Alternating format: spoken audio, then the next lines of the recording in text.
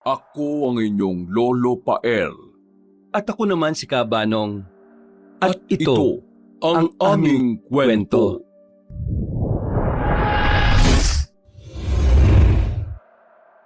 Adan! Tao ho! Adan! Nandiyan ka ba sa loob ng bahay niya?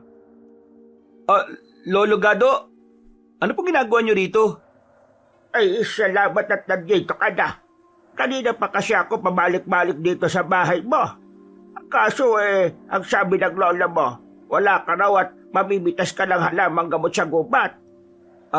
Opo, mamimitas nga po at gagawa ako ng mga gamot. Naubusan na kasi ako ng mga halamang gamot dahil sunod-sunod ang nagpapagamot sa akin eh. Siya nga po pala, bakit po kayo nandito? Yun nga. Pwede ba akong pumasok na muna? Siyempre naman po. Sige po, pasok po muna kayo sa loob.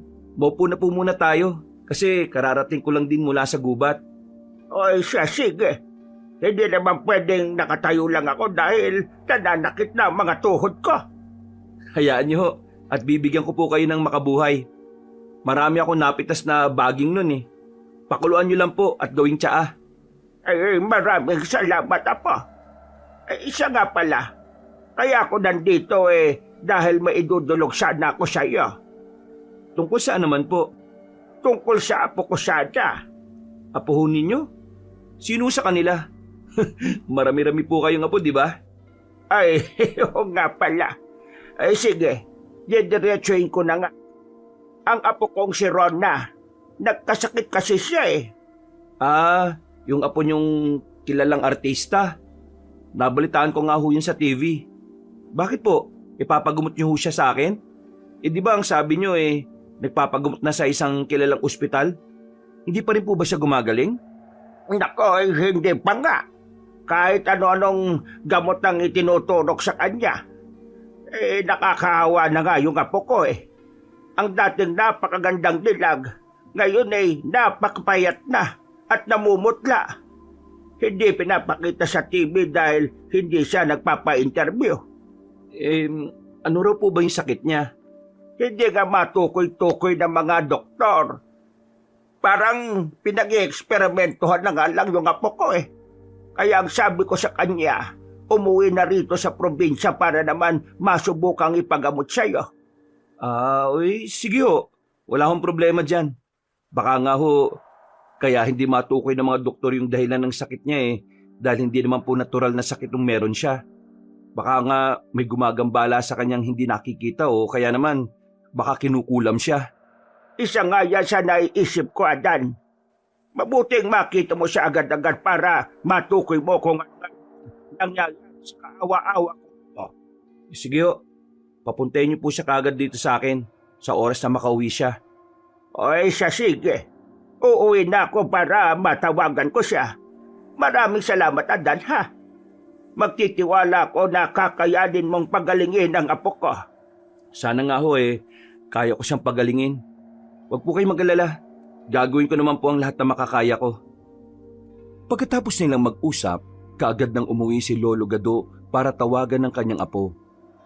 Si Rona Sanchez ay isang sikat na artista ng kanyang henerasyon at apo siya ni Lolo Gado sa pangatlong anak niya.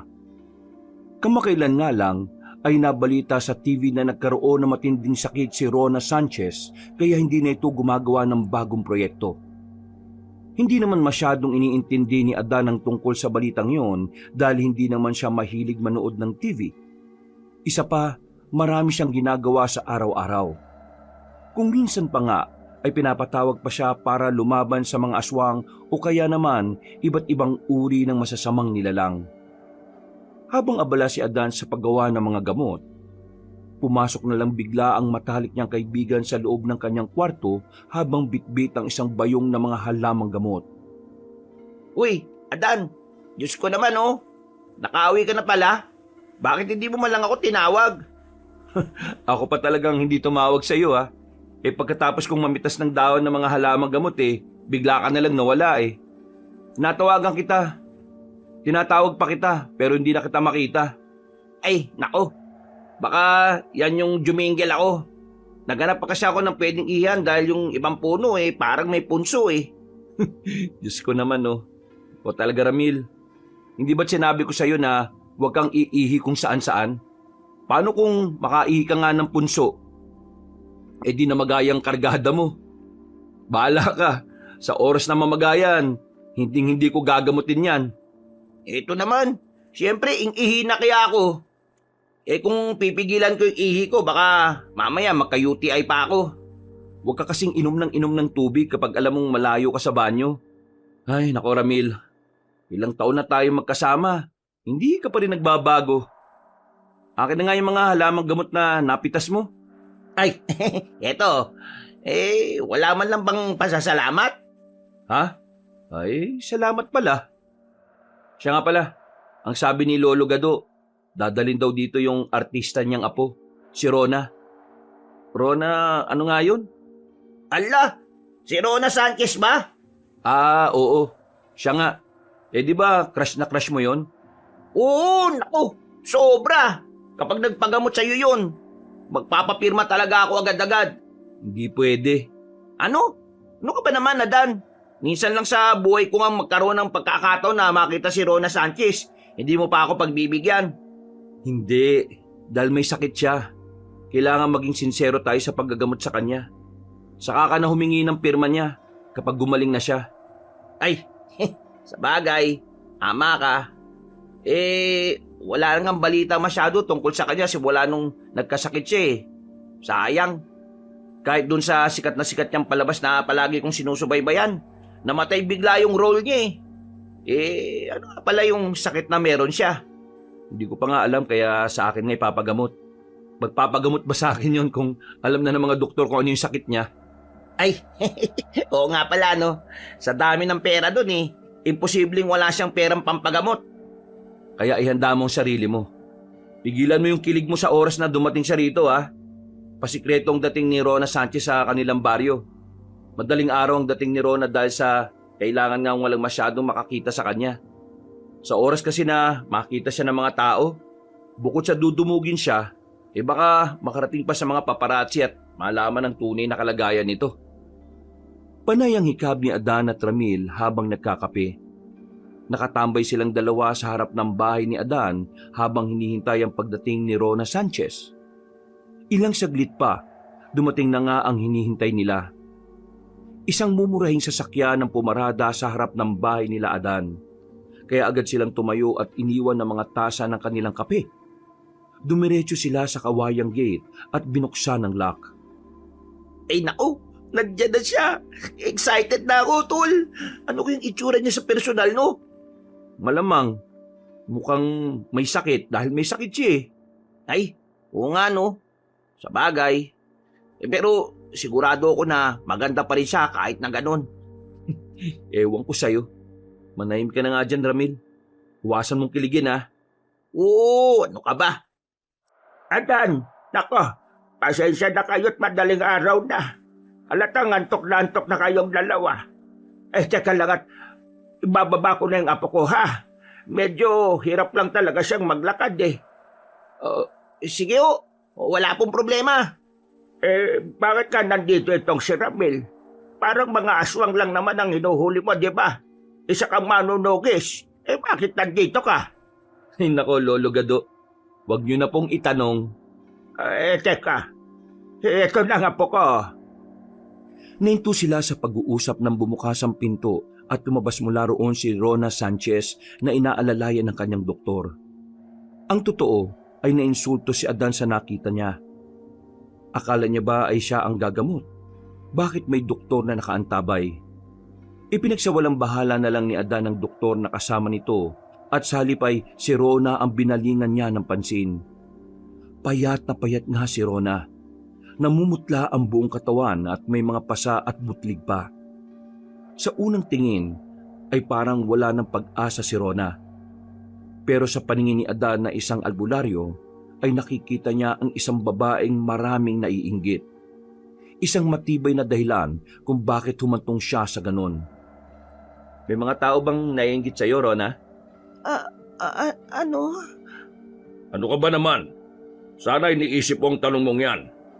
Malamang na maraming naiinggit sa kanya dahil isa siyang artistang maraming narating sa buhay. Pilosopo ka rin ano? Ang ibig kong sabihin ay kung may tao bang naiinggit sa kanya na alam niya. Kung naiinggit ka ba sa isang tao sasabihin mong naiinggit ka sa kanya? Uy, Adan, may tama naman siya eh. O siya, sige na. Pumasok na kayo sa loob at titingnan ko si Rona. Salamat at pinayagan mong madaling araw ako pumunta. Walang anuman. Gusto ko makatulong eh. Halika kayo. Mahamog sa labas, baka lalo kang magkasakit. Pumasok na sila sa loob ng bahay ni Adan. Pagpasok nila sa loob, naupo silang lahat sa may sala. Doon ay pinaupo ni Adan sila Rona bago siya tumungo sa kwarto niya para kumuha ng pangtawas para tawasin si Rona at malaman niya kung ano nga ba ang sakit nito. Pero habang nasa kwarto si Adan, pumasok si Ramil na may pag-aalala. Adan, tol, Oh, bakit mo sila iniwan doon? ano kasi, magpapaalam lang sana ako sa'yo na gagawan ko ng salabat si Rona. Bakit? Anong ibig mong sabihin? Kasi, ang lakas ng pakiramdam ko na isang aswang ang gumagawa nito sa kanya. Ano ka mo? Eto, hawakan mo medalyon ko. Sobrang tindi ng init.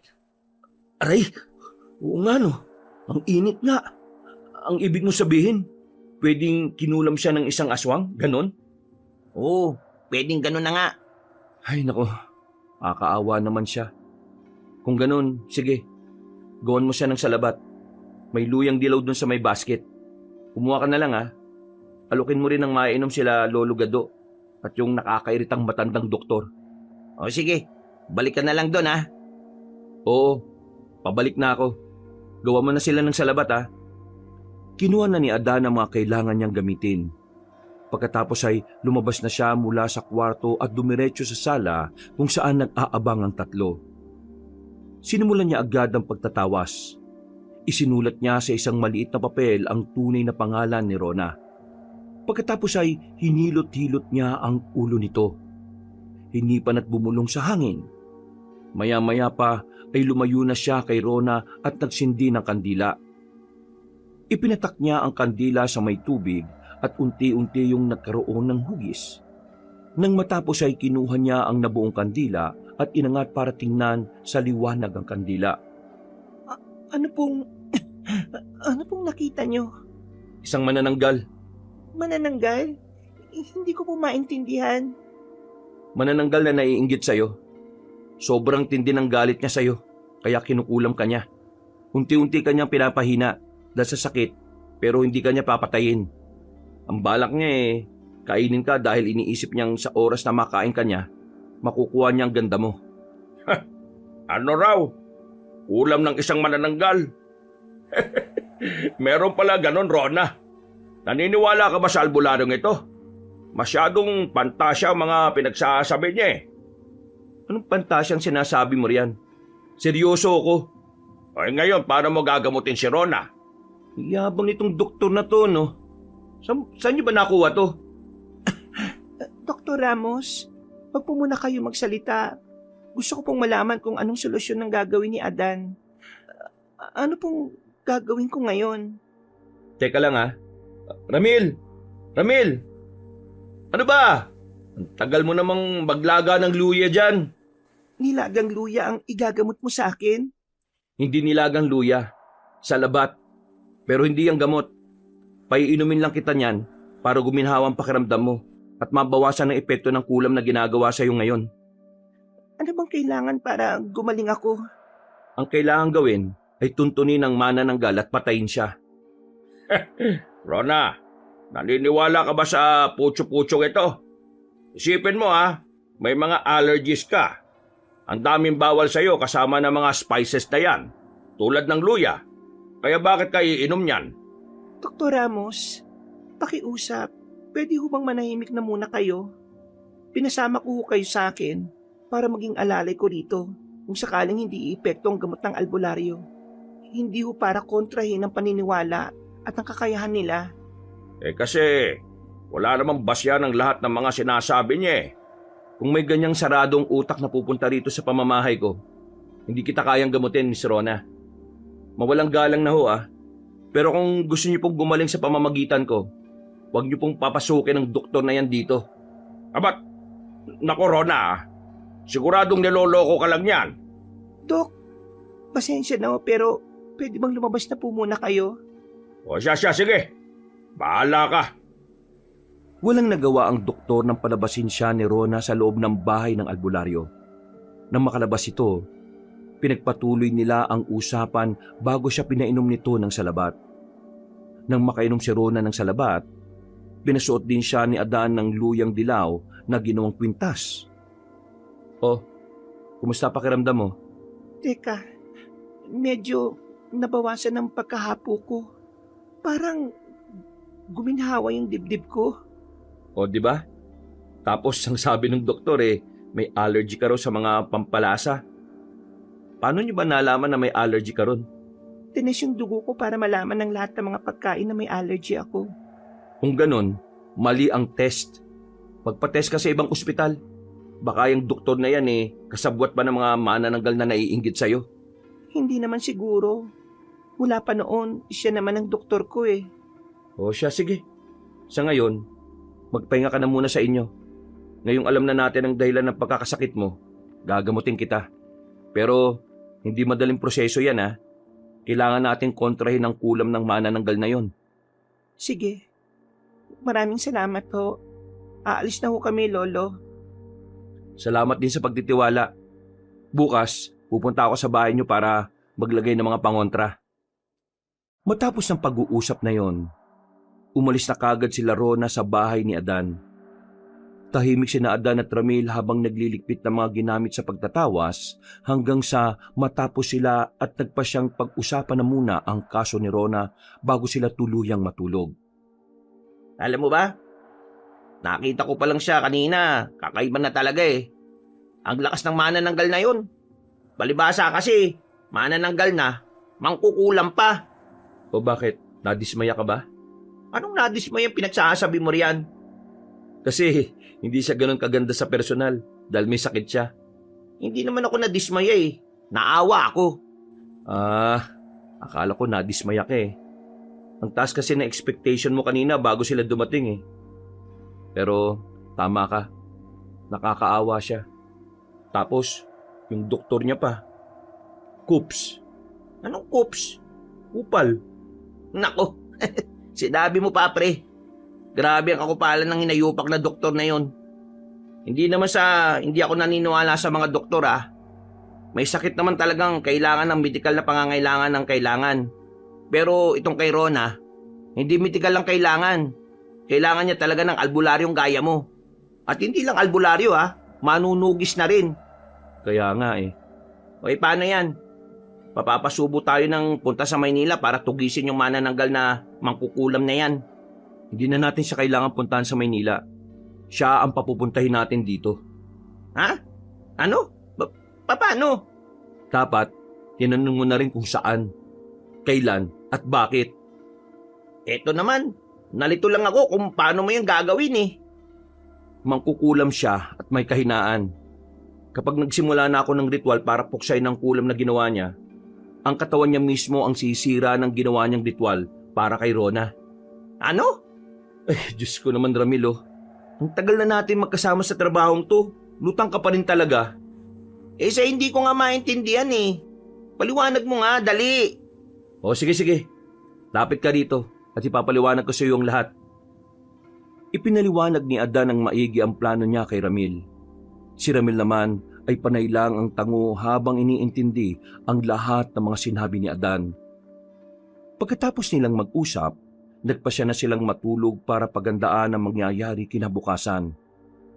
Kinabukasan nga, maaga pa lang ay nagising na sila. Habang nagkakape, nanood muna sila ng balita sa TV at nakita nila ang interview sa artistang si Maribel Alawi. Kasabayan nito ni Rona Sanchez, na ngayon ay ipapalit sa dapat na pagbibidahang teleserye nito. Oh, nagtimpla ako ng kape Gusto mo ba? Ayoko. Masakit sa dibdib yan. Anong masakit sa dibdib ang pinagsasasabi mo? Puyat tayo kagabi, no? Nagkape pa tayo. Tapos ngayon, magkakape ka na naman. Aba, magpapalpitate na ako sa kakakape. Ikaw talaga oh. Kapag nandito ako, palagi ka nagkakape. Ganyan ka rin ba pag wala ako? Oo, sanay na ako sa kape. Ay grabe. Baka naman kape na dugo mo ah. Baka nga. Ito na yung bumubuhay sa akin eh. Kapag walang kape, wala akong kagana-gana sa buong araw. Ingat ka ah. Delikado kapalit ng paborito mong kape. At ano naman? Teka. Tingnan mo yung nasa balita oh. Si Maribel Alawi oh. Ha? Hindi ko kilala yan eh. Bagong artista ba yan? Hindi naman. Di mo lang talaga kilala. Kasabayan ni Rona yan. Ah, ganun ba? Siya pala yung papalit kay Rona? Sa ilat siya ng mukha niyang babae na yan. Parang walang gagawin maganda eh, no? Maraming tinatagong babaeng yan. Nararamdaman ko. Nararamdaman mo rin kahit nasa TV lang? Medyo. Hindi ako sigurado. Ay sus, alas siya. Sige, magkape na tayo at mag-almusal. Uling kape ko na to, promise. Matapos nilang mag-almusal, umalis na sila at dumiretso sa bahay nila Lolo Gado. Nakaabang na kagad si Lolo Gado sa labas ng bahay nila. Pabalik-balik ito na tila ba hindi mapakali. At nang makita sila nito, agad siyang tumakbo patungo sa kanila. Adan, Ramil, bakit ang tagal yung dumating? Bakit o Lolo Gado? Ano ho bang nangyari at parang natataranta kayo?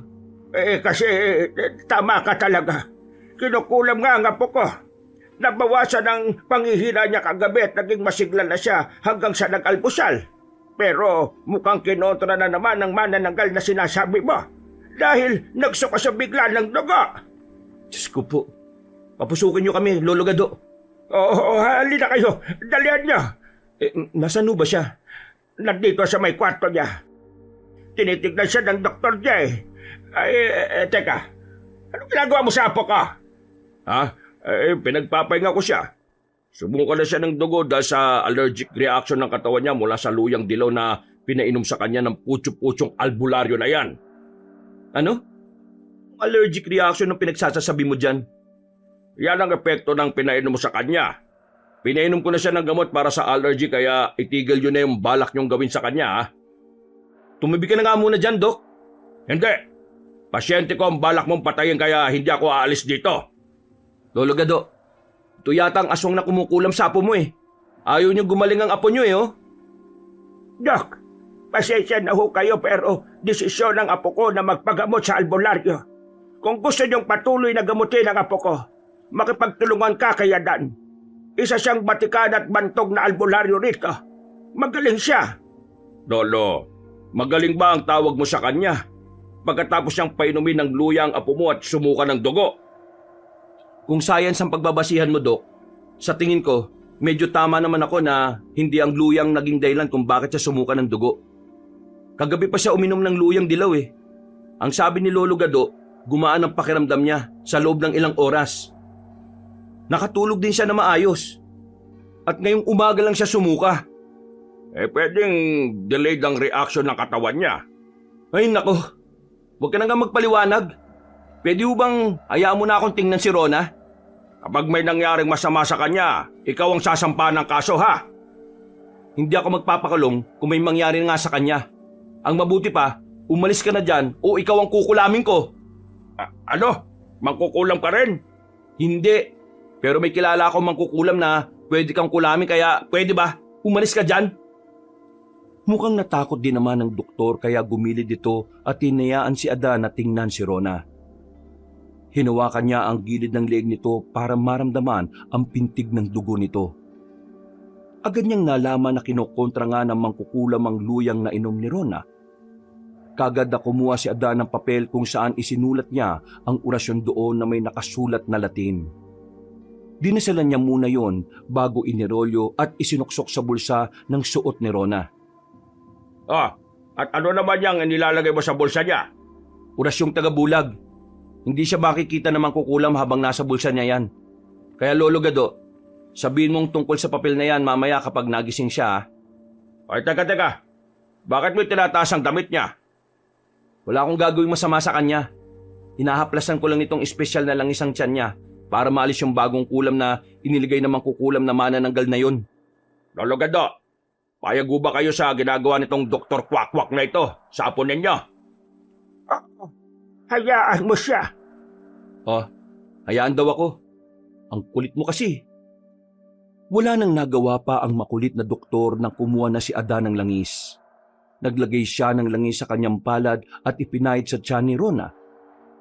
Dahan-dahan, itinulak niya pataas ang kanyang mga palad. Umangat ang likuran ni Rona sa bawat hagod ng palad niya. Habang hinaplasan ni Adan ang tiyan ng dalaga, nararamdaman niya ang kung anong itinanim ng mangkukulam sa tiyan nito na naging dahilan kung bakit sumusuka ng dugo si Rona.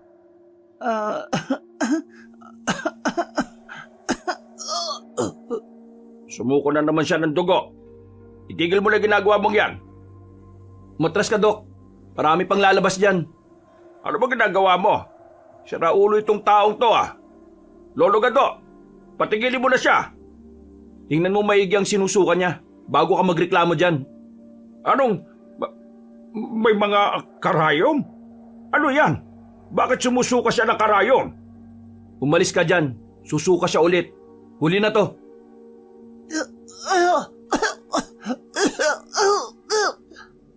Sige, Rona. Isuka mo lang. Nahihilo ko. Sige, magpahinga ka muna.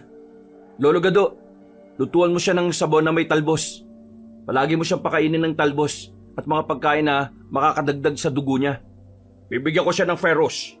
Ayan, mabutit may silbi ka rin naman pala. Bigyan mo siya ng vitamins para mas madagdagan yung dugo niya. Magiging ayos na ba ang apo ko, Adan? Hindi pa. Hanggat hindi pa natin nasisira yung lugar kung saan nagtayo ng ritual yung mangkukulam, hindi pa matatapos to. Kung ganon, pupunta ba kayo sa Maynila para hanapin? Hindi. Sisirain natin gamit ang katawan mismo ng manananggal. Kung gising sana si Rona at hindi pinainom ng sleeping pills, pwede na nating simulan eh. Ganon ba? O siya, sige. Magluluto na ako ng pagkain para sa apo ko. Para pagkagising niya may makakain siya. Salamat o, Lolo Gado. Nang lumabas si Lolo Gado sa kwarto ni Rona, humila ng upuan si Adan at saka naupo roon. Habang ang doktor ay tulalang nakatingin kay Ramil na abala sa paglilinis ng mga dugong isinuka ni Rona. Mga dugo na may lamang karayom. Paano mo nagawa yon? Paano mo nalagyan ng karayom ang suka niya? Sinasabi mo dyan? Paanong lalagyan ko?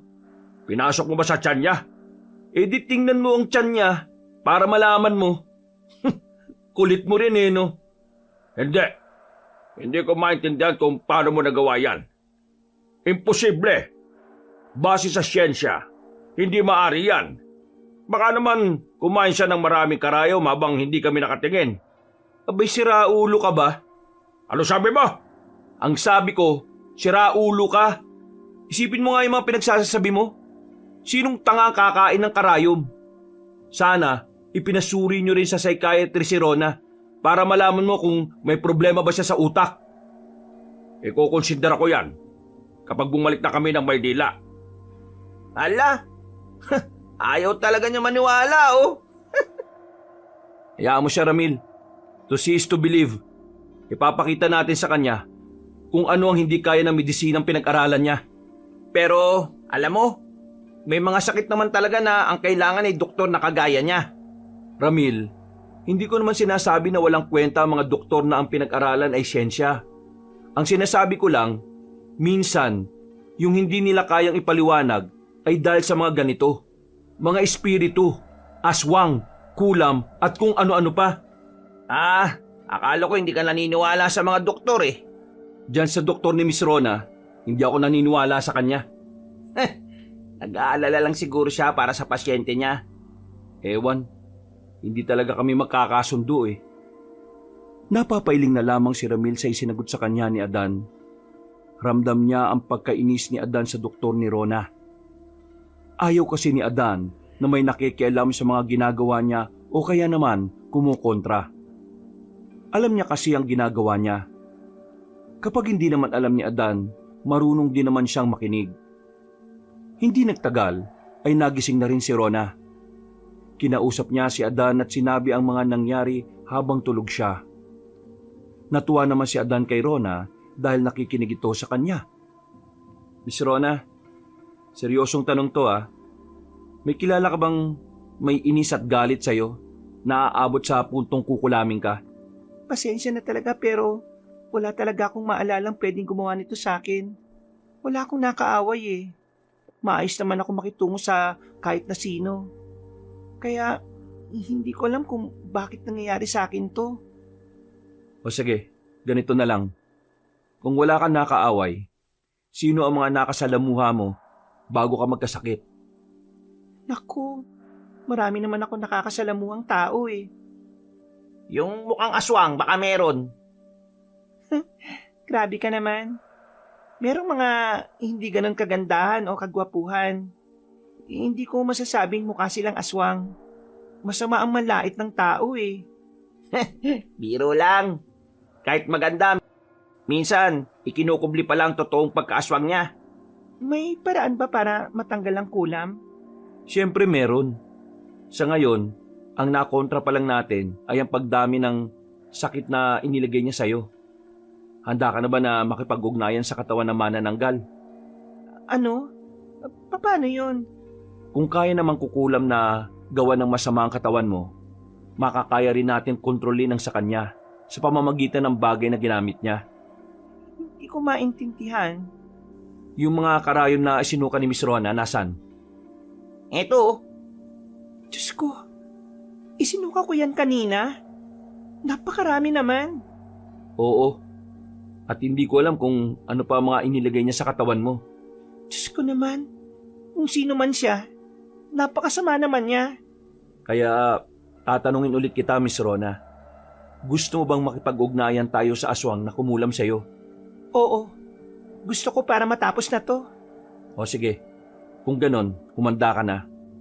Maglalatag na ako ng ritual dito mismo sa kwarto mo. Nagsimula nga si Adan na maglagay ng mga kandila sa kwarto ni Rona.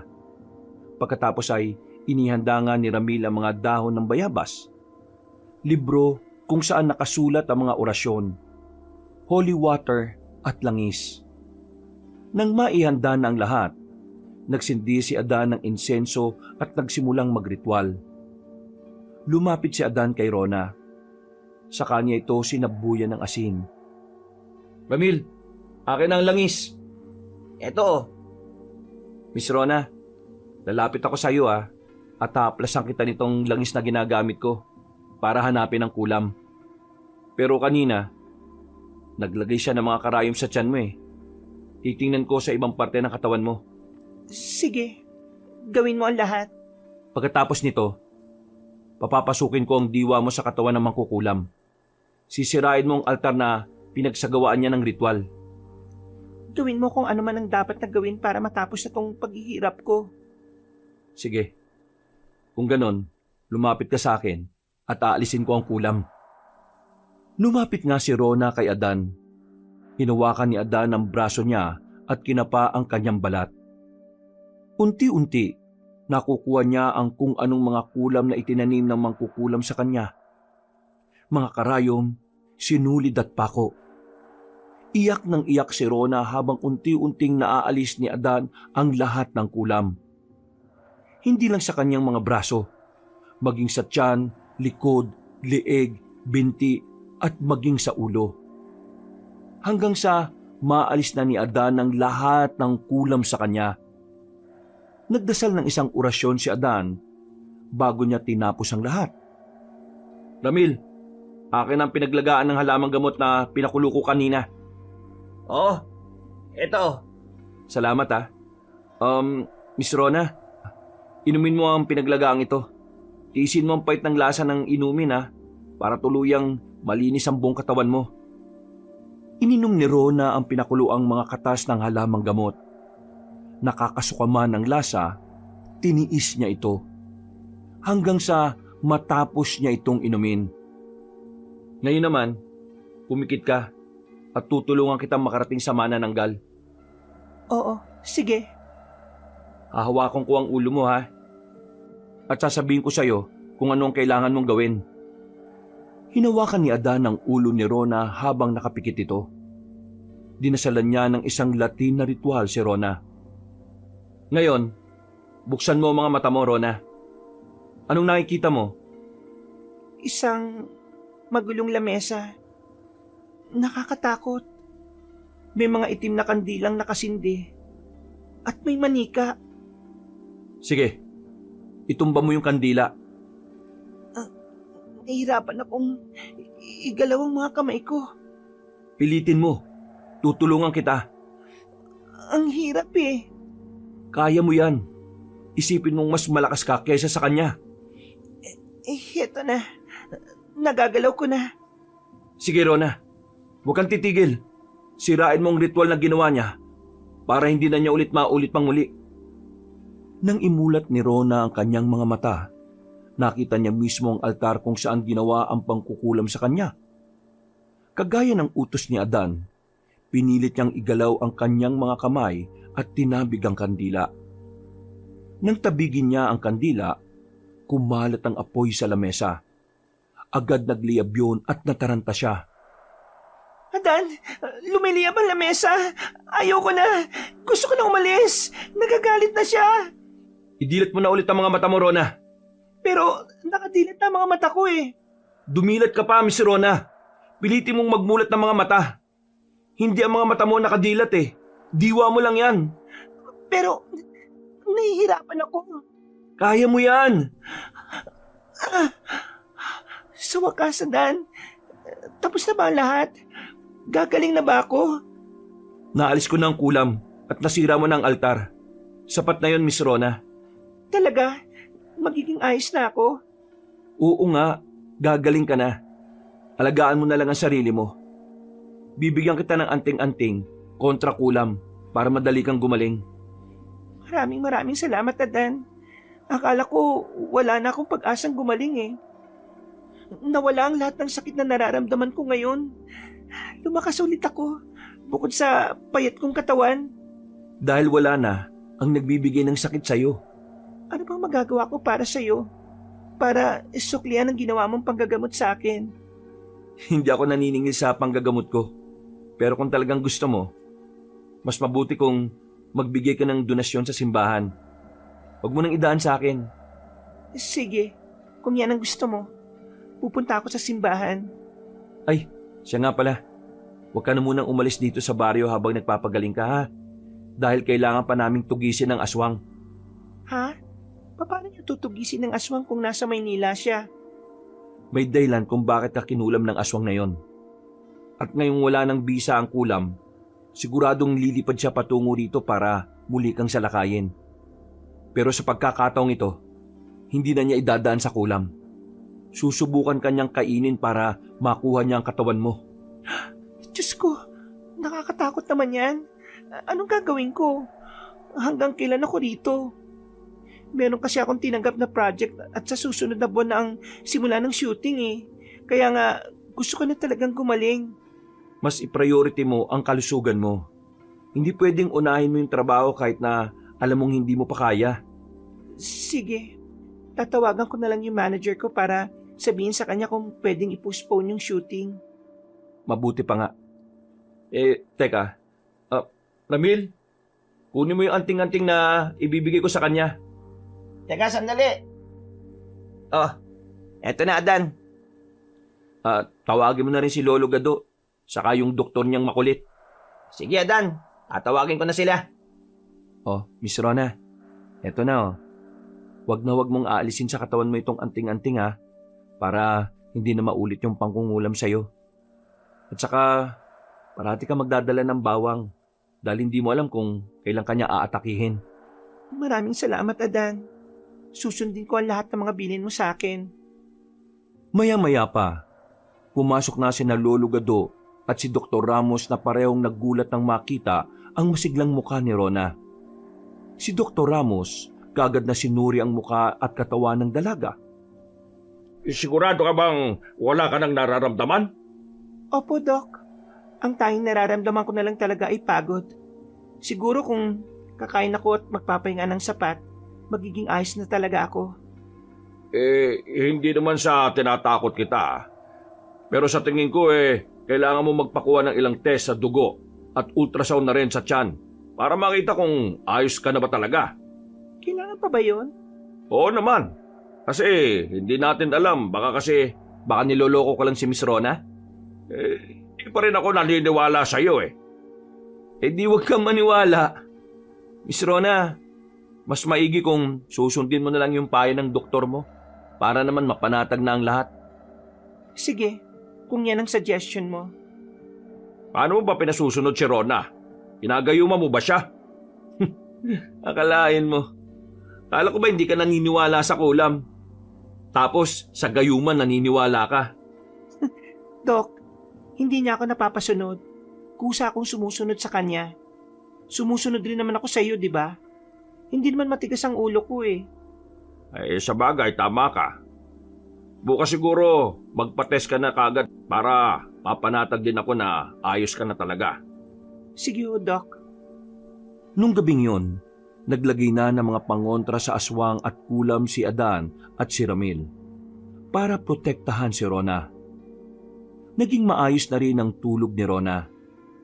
Ilang buwan na kasi siyang hindi nakakatulog na maayos. Kinabukasan nga, umalis si Rona at ang doktor nito para magpa-test kagaya ng napag-usapan. Pero ang hindi inaasahan ni Adan, hindi na ito bumalik pa. Nabalita na lang niya sa TV na gumaling na si Rona at balak nitong magsimula sa shooting ng bago nitong proyekto. Sa inis niya, pinunta niya si Lolo Gado para kausapin ito at tanungin kung bakit gano'n ang nangyari. Lolo Gado! Lolo! Pagbuksan niyo po ako ng pinto! Adan, anong ginagawa mo rito? Si Rona ho, bakit hindi na siya bumalik? May usapan pa kami na mananatili na muna siya rito dahil tutugisin pa namin yung aswang na gumawa ng kulam sa kanya. Bakit umalis siya kagad? Ayun nga, Adan. Pasensya ka na sa desisyong ginawa ng apo ko. Noong kasing nagpa-test siya at nalaman niyang magaling na siya, tumawag siya sa akin at sinabing hindi na muna siya babalik dahil kailangan niyang trabahuin yung proyekto na nabayaran na ng advance sa kanya. Diyos ko naman Matigas din pala ang ulo ng apo niyo kapag malakas na ang pangangatawan Ano?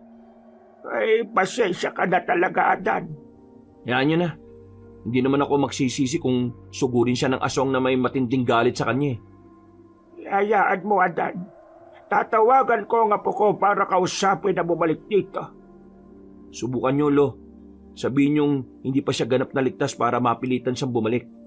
Hindi mahalaga ang pera sa ngayon. Katawan at kalusugan niya ang dapat iniintindi niya.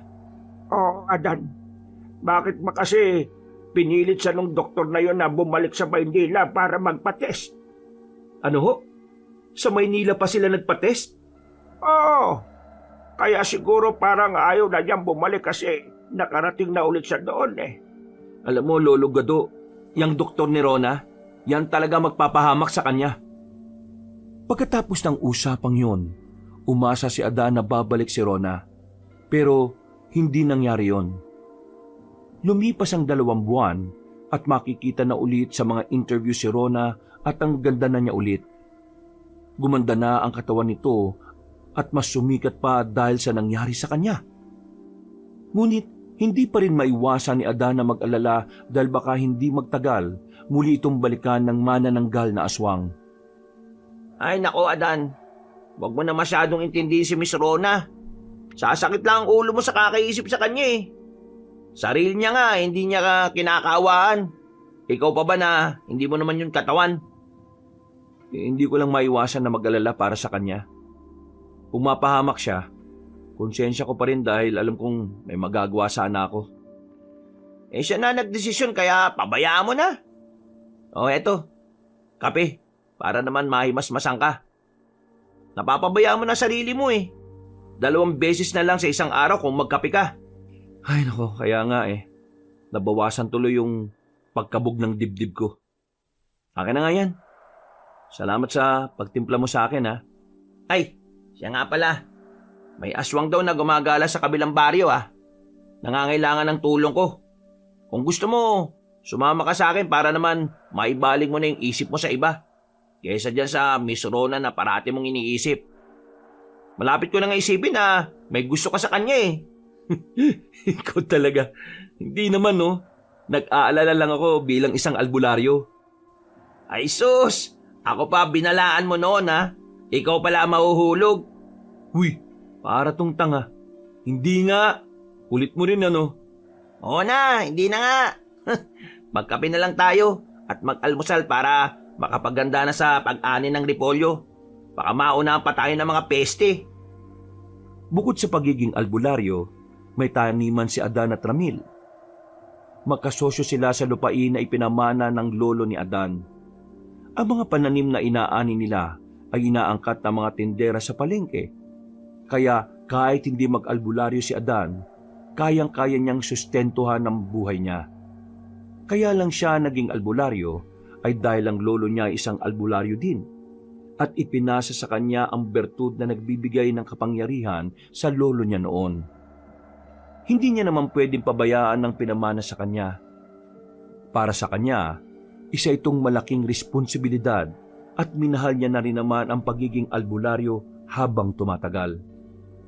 Habang abala sa pag-aani ng repolyo, natigilan sila nang marinig ang sigaw ng kinakabahang si Lolo Gado mula sa malayo. Adan! Adan! Oh, Lolo Gado, bakit tumatakbo na naman ho kayo? Parati na lang kayo tumatakbo sa tuwing may emergency ah. Ang tanda nyo na ah, baka humapahama kayo sa kakatakbo. Nako, nakakalimutan ko parati na matanda na ako. Malakas pa kasi ang tuhod ko eh. Sa bagay, hindi ko naman ho kayo mapipigilan kung malakas ka pa eh. Teka, bakit nga po pala kayo natataranta? Heto na nga. May buntis daw na inatake ng manananggal. Diyos ko, mahabaging langit.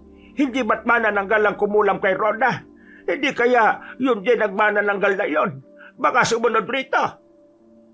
Lola Gado, bakit naman siya pupunta dito kung wala naman si Miss Rona? Iba ang kutob ko, Ramil. Adan, puntahan mo nga para malaman mo kung ano ang nangyayari. Sige ho, pupuntahan ho namin ni Ramil. Kakaiba rin ang kutob ko dito eh. Anong kutob mo, Adan? Pakiramdam ko, hindi si Miss Rona ang dahilan kung bakit may manananggal. O di ba? Hindi nga yun ang manananggal na kumulam kay Rona, Lolo Gado. Hindi Ramil. Baka nga yun ang manananggal pero hindi si Miss Rona ang dahilan kung bakit nandito siya. Kung ganon, sino? Baka ako. Nang mabalitaan ni Adan na may manananggal na pumatay sa isang buntis sa baryo nila, hindi siya nagdalawang isip na puntahan ito at alamin ang totoong nangyari. Hindi niya maiwasan na matakot dahil baka siya nga ang hinahanap ng manananggal sa baryo nila. Hindi naman imposible yon dahil pwedeng gusto nitong gumanti dahil nilabanan niya ito at napagaling si Rona. Pagkarating nila sa pinangyarihan, may mga pulis na kagad na nakapaligid sa bahay. At dahil kilala na siya ng mga pulis bilang batikang albularyong may kaugnayan din sa pulisya, pinapasok siya para mag-imbestiga. Naramdaman kagad ni Adan ang kaparehong aura ng manananggal na kumulam kay Rona at ang manananggal na kumain ng sanggol na nasa sinapupunan ng buntis. Siya nga ang gumawa nito. Nararamdaman mo rin ba, Adan? Itong medalyon ko kasi, nag-init eh. Parehong init na naramdaman ko nung unang beses kong makita si Miss Rona. Oo, ramdam na ramdam ko ang presensya niya. Nandito siya. Anong gagawin natin ngayon? Ano pa? Hahanapin natin kung nasaan siya. Kailangan natin siyang mapatay dahil siguradong ako ang gagantihan niya ngayon. Ang ibig bang sabihin niyan, hindi na si Rona ang target niya kundi ikaw na? Hindi ganun ang tingin kong balak niya. Mukhang ang balak niyang gawin ay patayin ako. Pagkatapos ay isusunod niya si Rona para maangkin niya na ang ganda nito. Mga inggitera talaga, mga manananggal ano? Gagawin nila talaga ang lahat, makuha lang ang gusto nila. Likas yan sa mga manananggal. Kaya nga sanggol ang kinukuha nila dahil inggit sila sa mga babaeng may maganda at masayang pamilya eh. Pero itong manananggal na to, kinaiinggitan niya si Rona dahil sa ganda niya. Minsan iniisip ko, gusto niya rin sigurong mag-artista. Manananggal na artista? Imposible naman yata yan. Hindi mo rin sure. Kumusta na, Adan? Siya ba talaga? Opo, Lolo Gado. Tama ang hinala nyo. Mahabaging langit. Sumunod nga talaga siya rito. Kung ganon ligtas ba ang apo ko? Sa ngayon, ligtas po siya. Kaya habang nandito pa yung manananggal, kailangan natin siyang mapatay para hindi na siya makabalik pa ng Maynila. May tutulong ba ako sa inyo para mas mapabilis ang pagkakahuli sa kanya? Pwede naman ho kayong tumulong. May damit pa bang apo nyo sa bahay nyo na naiwan niya? Yung hindi pa sana nalaban Ay nako, nalaban ko na ang lahat ng mga kailangan kong labhan. 2 buwan na rin ang nakalipas Pero kung amoy ang gusto mong makuha mula sa damit, meron siyang pamuyod sa buhok na naiwan sa bahay. Ayun ho, Lolo. Pwede po natin yung gamitin. Siya sige. Kukunin ko sa bahay at ibibigay ko sa iyo. Sige, Holo. Siya nga pala, Ramil. Ihanda mo na yung mga gamit mo sa paghuli ng aswang. Dahil siguradong huhulihin na natin yung lintik na manananggal na yan. Agad na kumilos sina Adan at Ramil. Nang maibigay na sa kanila ni Lolo Gado ang pamuyod ng buhok ni Rona, nagtungo na sila sa bahay nila Ramil at nagsimulang maghanda. Mga gaano karaming asin ang dadali natin? Damihan mo. Ibubuhos natin sa kalahati ng katawan niya yan. O sige, ako nang bahala sa asin.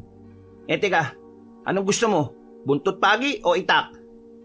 Buntot pagi na lang para maabot siya habang lumilipad. Tama nga naman.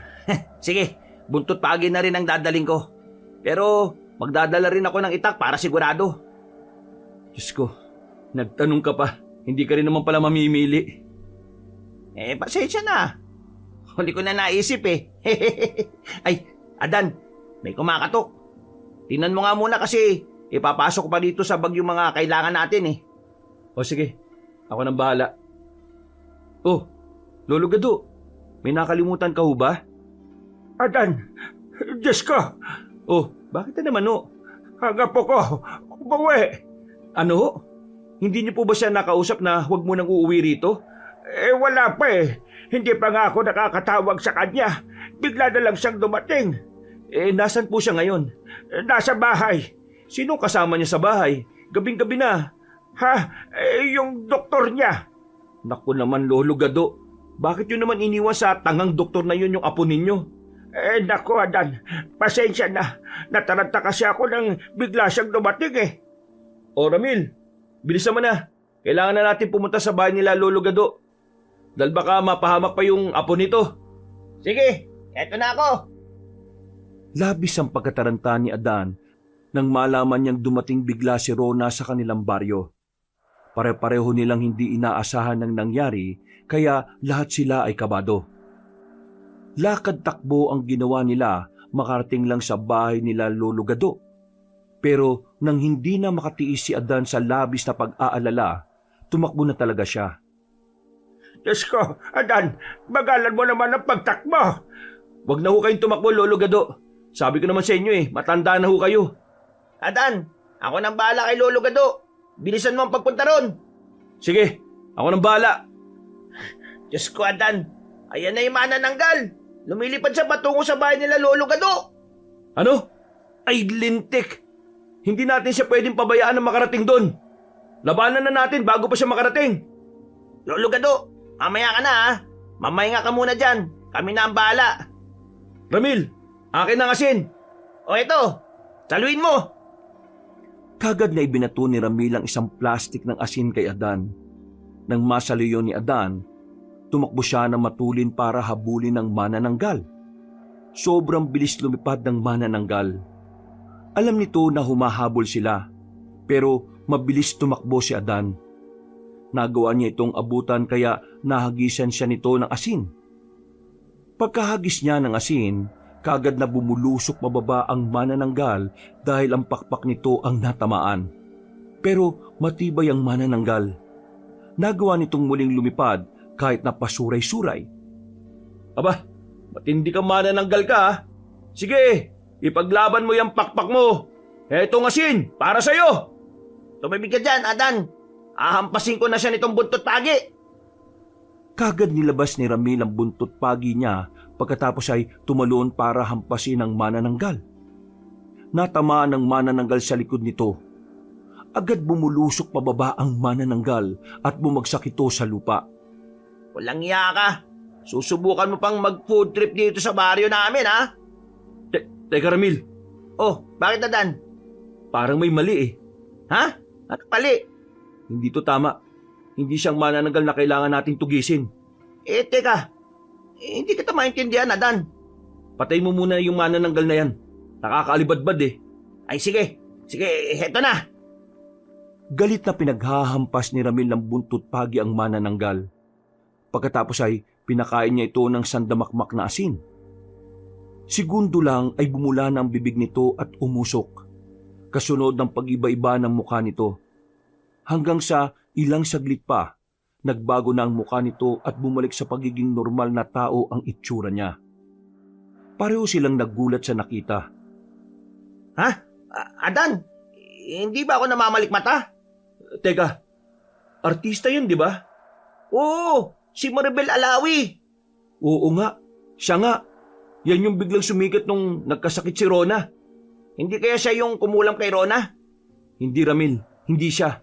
Malakas ang kutob ko na iba. Kung ganon, sino? Naputol ang usapan nilang dalawa nang makarinig sila ng malakas na sigaw. Boses yun ni Rona kaya mas lalo siyang nataranta. Pero bago sila umalis, muling hinampas ni Ramil ng buntot pagi ang katawan ni Maribel Alawi. At biglang naging abo ang katawan nito. Dinampot ni Ramil ang itim na bato bago sumunod kay Adan na tumatakbo na patungo sa bahay nila Lolo Gado. Pagdating nila roon, isang manananggal pa ang pilit na pumapasok sa loob ng bahay nila Lolo Gado. Sa pinto pa talaga binalak pumasok kahit tumaharang ang pakpak nito. Grabe, ngayon na ako nakakita ng aswang na tanga. Mamaya mo na punahin. Tumabi ka dyan at hahagisan ko ng asin. Hoy, manananggal! Umalis ka dyan! Hinagisan nga ni Adan ang manananggal ng asin at mukhang nataranta ito. Agad na lumipad palayo ang manananggal. Sinubukan pang habulin yun ni Ramil habang si Adan ay pumapasok sa loob ng bahay. Huwag ka matakot, Rona. Ako na ang bahala. Ano ikaw nang bala? Wala nang manananggal. Kinakalabanan ni Ramil. Ano? Anong ginagawa mo rito? Siyempre, inililigtas ang sinasabi mong ililigtas mo. Yung manananggal, patay na ba? Hindi ko alam. Pumasok ako dito para malaman kung may isa pang manananggal dito. Ay bakit? Ilan ba manananggal? Dalawa pa lang ang nakikita namin. Yung isa ay patay na, habang yung isa ay hinahabulan ni Ramil. Ay, siya nga pala, Miss Rona. May away ba kayo ni Maribel Alawi? Ano? Wala. Bakit pa biglang nabanggit si Maribel? Dahil Miss Rona, siya ang isang manananggal na napatay namin ngayon. Ano? Paano nangyari yun? Hindi namin alam. Nagulat din kami ni Ramil na siya pala yung isa sa manananggal. Hindi na nakakagulat yan. Dahil malaki ang lihim na inggit niyang si Maribel kay Rona. Paano mo naman nalaman na malaki ang lihim na inggit ni Maribel lihim nga? Ha? Halata naman eh. Kapag nagkakasalubong sila ni Rona nakikita ko ang pag-irap niya. Pero hindi ko naman inaasahan na aswang pala siya. Kailan mo nakitang umirap si Maribel? Hindi tayo magkasama kapag nagkakasalubong kami ni Maribel. Ang laking chismis niya sa ospital eh. Ganun ba?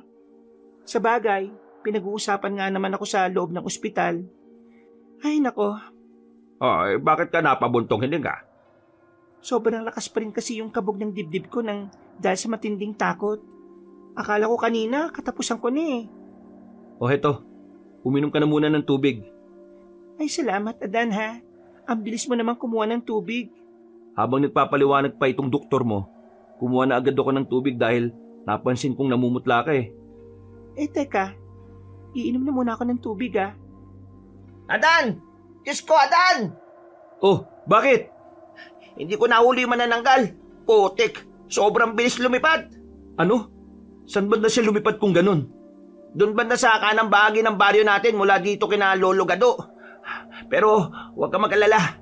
Malalaman natin kung sino siya sa oras na makita ko siya. Ha? E paano? Nasugatan ko yung bandang puwet niya gamit ang nadala kong itak. Ibinato ko ba naman sa kanya eh? Sapul sa puwet. Eh, paano naman natin malalaman kung siya nga yun? Simple lang. Paupuin natin. Hindi kasi niya mapapagaling ang puwet niya gamit ang laway niya dahil hindi naman niya maabot ng dila niya yung puwet niya eh. Ayos kung ganun. Isa-isa nating hawakan ng puwet ng mga makakasalubong nating tao. Sa kanang bahagi ng baryo natin mula rito kina Lolo Gado. Sira ulo. Hindi ganun ang gagawin natin. Siyempre kapag may sugat ka sa puwet, ano bang magiging reaksyon ng katawan mo? Eh di, mahirap maglakad kasi masakit. Oo nga no, tama ka. Pero paano kung magtago lang siya sa bahay nila at hindi siya lalabas? May paraan dyan. Anong paraan? Survey. Ibulong mo na nga lang sa akin kung anong plano mo. Ganito. Ibinulong nga ni Ramil ang planong naisip niya kay Adan. Ayaw ni Adan na marinig yun ng doktor ni Rona dahil kakaiba na ang kutob niya rito. Para bang may itinatago ito. Ramdam niyang hindi aswang ang doktor pero ang kutob sa dibdib niya ay kakaiba. Matindi. At madalas na sigurado siya sa mga kakaibang kutob niya. Hindi pa siya kailanman nagkakamali. Bakit kailangan nyo pang ibulong? Bakit? Bawal ba? Eh, di naman. Sa paraan kasi ng ginagawa nyo parang ipinamumukha nyo sa amin na wala kayong tiwala sa amin ni Rona. Eh sino mang may sabi na wala kaming tiwala kay Miss Rona? Eh siya nga yung kailangan naming iligtas. Ang ibig mo sabihin, ako ang hindi katiwa-tiwala. Bakit? Sino ba ang dapat pagkatiwalaan dito? Ayaw ko manumbat pero sino ba sa ating dalawang nakapagpagaling kay Miss Rona? Aba, ang yabang mo pala eh. Hindi ako mayabang. Masyado ka lang nakikialam sa diskarte namin para mahuli ang manananggal. Bakit? Pinaghihinalaan mo bang kasabwat ako ng mga manananggal? Tama na yan. Pakiusap, tama na. May malaking problema tayo sa aswang pagkatapos nag-aaway pa kayo. Eh, pasensya na Miss Rona. Ito kasing doktor mo atrebido. Alam mo Miss Rona, kung ako sa'yo, huwag kang magtiwala sa doktor na to. Malaki ang tiwala ko kay Dr. Ramos. At ganun din sa'yo, Adan. Alam kong parehas niyo ako matutulungan kaya pakiusap. Huwag na kayong mag-away. Tama si Miss Rona, Adan. Ang mabuti pa, maganda na tayo sa susunod nating plano. Eh teka lang, hindi tayo aalis sa bahay ni Lolo Gado ngayong gabi. Ano? Dito tayo matutulog. Hanggat malakas pa ang puwersa ng mga nilalang sa dilim. Bukas ng umaga tayo kikilos. O siya, sige. Kung yan ang gusto mong gawin. Eh, teka lang. Susunod ko pa pala si Lolo Gado. Nung gabing yon, nanatili si Adan at Ramil sa bahay nila Lolo Gado. Pero habang natutulog ang lahat, hindi naman makatulog si Adan sa labis na pag-iisip. Tahimik siyang nakaupo sa bukas na bintana habang nakatanaw sa buwan at mga bituin. Ninanamnam ang sariwang hangin. Adan, Oh, Miss Rona, bakit hindi ka pa natutulog? hindi ako makatulog eh. Eto, nagtimpla ako ng kape. Tig-isa tayo. Ay, salamat Eh, bakit na pala gising ka pa? Tulad mo, hindi rin ako makatulog. Hindi ako mapakali. Kakaiba ang kaba ko dyan sa doktor mo. Baka mamaya, habang tulog ang lahat bigla ka na lang niya atakihin. Nako, maniwala ka sa akin. Hindi ganun si Doc. Matagal ko na siyang kilala. Kaya, imposible kung ano man yung naiisip mo ngayon sa kanya. Alam mo, Miss Rona, minsan, may mga tao sa paligid natin na inaakala natin kilala na natin ng husto. Pero madalas, sila pa pala yung magpapahamak sa atin. Talaga? Hindi ko pa kasi nararanasan yan eh. Masyado kasing mabait ang puso mo. Hindi mo nakikita ang masama kaysa sa mabuti. Ang nakikita mo lang, lahat ng tao may kabutihan. Sa bagay, tama ka. Ganyan nga nararamdaman ko palagi. Mali bang maging ganong klase ng tao? Hindi naman. Pero kadalasan ng mga taong kagaya mo, sila yung mga tao na madaling malinlang ng iba. Kaya ikaw, bawas-bawasan mo ang pagiging mabait at mapagpaniwala sa mga taong mababait sa harap mo. Sige, susundin ko ang payo mo na yan. Siya nga pala. Pati ikaw ba, Dapat hindi ko pagkatiwalaan. Oo, maging ako. Huwag kang masyado magtiwala. Mukhang hindi ko kaya yan, Adan. Bukod kasi sa lolo Gadu ko, nakaisa-isang pamilya ko na lang dahil patay na ang nanay ko. Isa ka na ngayon sa pinagkakatiwalaan ko. Ha? Talaga? Oo, kasi hindi mo ako binigo. Alam kong ilang beses mo kung sinubukang patawagan kay lolo dahil nag-aalala ka na baka bigla akong sugurin ng aswang. Ang tigas kasi ng ulo mo eh. Gusto ko naman talagang sumunod sa iyo eh. Sadyang may mga bagay lang talaga na hindi ko kayang pigilan dahil masisira ang image ko. Mas mahalaga pa sa'yo ang imahe mo kaysa sa sarili mo? Siyempre, yun ang buhay ko eh. Paano kung hindi ka na mabuhay dahil sa kakauna mo sa trabaho mo? Grabe naman yung tanong mo. Hindi yung grabe, Miss Rona. Totoong pwedeng mangyari yun. Anong pipiliin mo kung ganun? Siyempre, ang buhay ko. Kapag pinili mo ang buhay mo, mas magiging ayos ang lahat. Kaya mo, sa tingin ko naman makakabalik ka na sa dating buhay mo. Dahil sa oras na matalo na namin ng manananggal, wala ka na magiging problema pa. Sana nga matapos na talaga to. May tiwala ko sa iyo. Sa inyo ni Ramil. Ililigtas niyo ako mula sa nakakatakot na manananggal na yon. Sa unang pagkakataon, matapos ang ilang taong pagiging single, nakaramdam ulit si Adan ng kakaibang kaba sa kanyang dibdib. Hindi kaba dahil sa takot, kaba ito na may kasamang kilig at init ng pisngi. Alam niya kung ano ang ibig sabihin noon dahil hindi naman niya unang beses na naramdaman ang bagay na yon. Pero agad niyang pinatay ang unti-unting pagliyab ng nararamdaman niya dahil alam niyang wala siyang pag-asa kay Rona.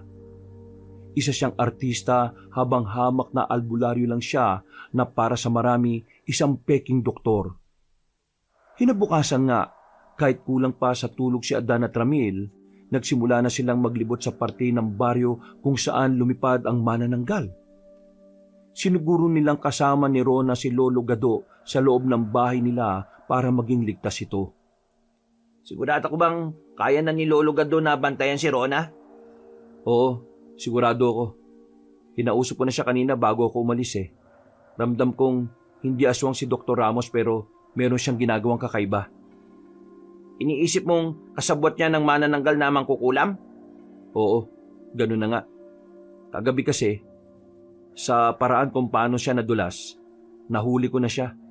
Hindi ka pa naman nagkakamali sa kutob mo.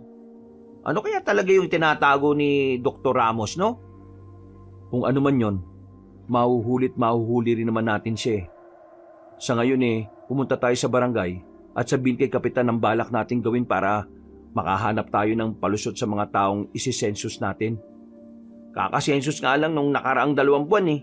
Pero pwede naman nating ilusot. Sabihin natin na dumami na naman yung populasyon dito sa baryo natin. Gawa naman ng gawa ng bata yung mga tao dito eh. Kaya lusot tayo. Ewan ko sa mga naiisip mo, Ramil. Pero mukhang gagana naman yung naisip mo kaya sige, ipilit natin. Gagana yan. Tiwala lang kay Superman. Hindi ba Batman yon? Suwa na ako kay Batman eh. Si Superman naman. Napailing na lang si Adan sa mga kwentuhan nila ni Ramil. Pinapagaan na lang nila ang loob ng isa't isa. Kahit na ang totoo ay pareho talaga silang kabado kung papayagan ba sila ng kapitan. Pero sa kabutihang palad, pumayag ang kapitan nila. Naniniwala daw kasi ito sa mga aswang kagaya ng manananggal. Halos lahat naman sa baryo ay pinaniniwalaan siya dahil isang bantog na albularyo itong si Adan. Alam ng lahat na marami nang napatunayan si Adan kaya malaki ang tiwala nila sa kanya. Ilang bahay rin ang pinuntahan nila at in-interview. Si Adan ang nag-i-interview habang si Ramil naman ang tumitingin sa kung paano maglakad ang taong ini-interview nila. Pero sa ilang kabahayan na kanilang nalibot, wala silang napansin na taong hirap kong maglakad. Grabe ang init. Tama pa ba itong ginagawa natin, Ramil?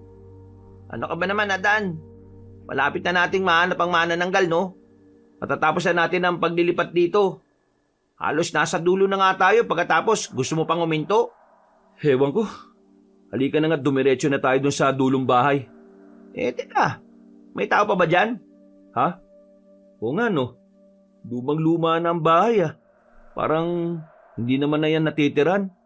Pero mas mabuti siguro kung puntahan pa rin natin. Baka sakaling may tao nga. Oo, sige. Kahit mukhang walang tao ang dulong bahay na napuntahan nila, pinilit nila itong katukin. Ilang beses nilang kinatok ang bahay pero walang sumasagot, kaya naman sa huli, sinukuan na nila yon. Dismiyado silang dalawa. Wala kasi talaga silang nakitang kahina-hinalang tao. Hanggang sa makabalik sila sa bahay nila Lolo Gado. O ano? May nakilala ba kayo na pwedeng aswang? Nako, yun nga po eh, wala. Napunta nyo ba lahat ng bahay? Kahit yung mga dulo na at mga masisikip na daan. Opo, napunta na namin lahat kaya lang yung sa dulo, wala pong nagbukas. Ay, ganun ba? Saan naman kaya nagpunta yung matanda ron?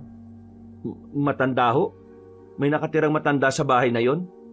Oo, bagong salta lang yon. Mga 1.5 buwan pa lang. Ano ho? Bakit ngayon nyo na lang po sinabi sa amin? Ha? Importante ba yon? Aba, syempre po. Importante po yun. Dahil posibleng siya yung aswang. Nako, masama naman ang magbintang adan. Huwag kang ganyan. Hindi niya kami pinagbuksan eh. Malamang, naamoy niyang paparating kami. Alam niyang susugurin namin siya kung siya nga yung aswang.